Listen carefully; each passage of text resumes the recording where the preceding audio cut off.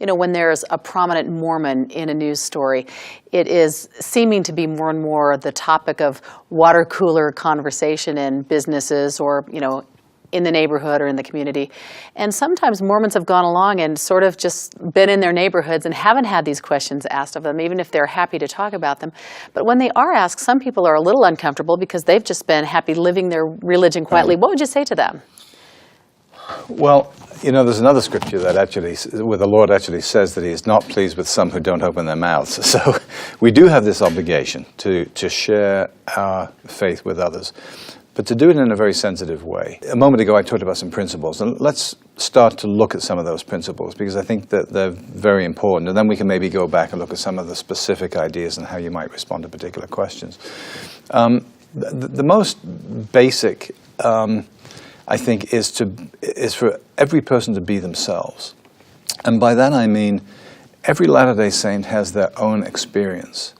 And sometimes, I know from even talking to members of my extended family, the sense is, well, I don't necessarily know everything. I might be asked a question I don't know, and there's this worry about whether or not they'll be able to reach deep down to what they remembered from seminary or whatever. And it's the wrong way to go about it.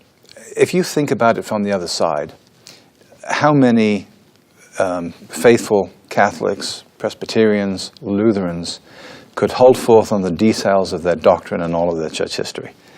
People don't expect a Latter-day Saint to know every single thing about their history and about their doctrine. And so the most important thing is to communicate what you feel, what your experience has been. Somebody asks you about, well, what do you believe? It may be easier to respond initially by simply saying, well, let me tell you what my experience has been. I've been in the church now for 10 years, 20 years, or I've been in all my life. And for me, it is incredibly fulfilling, and this is what I get out of it. And then explain whatever it is that you get out of it. And that might be your relationship with your spouse, it might be your relationship with your kids, it might be the spiritual feelings you have when you kneel at the end of the day. I don't know what it would be, but it will be different for every person. And to be able to articulate and explain those kind of feelings is very powerful. In church jargon, we would call that sharing your testimony. But if I say sharing your testimony, people are going to start to think it's something different. Sharing your testimony is really sharing your experience. And I think that is very powerful. There's also, frankly, there's no counter answer. There's no response to that which will minimize or diminish your experience. It is your experience.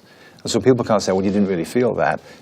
They will accept it on face value because it's what you're experiencing. So that's really the starting point, I think, is be yourself and just be very open and be very authentic. And it's like you say, no one expects you to know every little bit of minutia about your history or your doctrine, but there are places that you can go that can help you out. Oh, absolutely.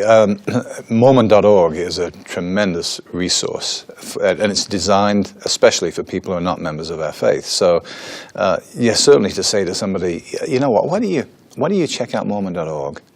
And then when you have questions, because you will have them, why don't you get back to me? That's a perfectly legitimate thing to do.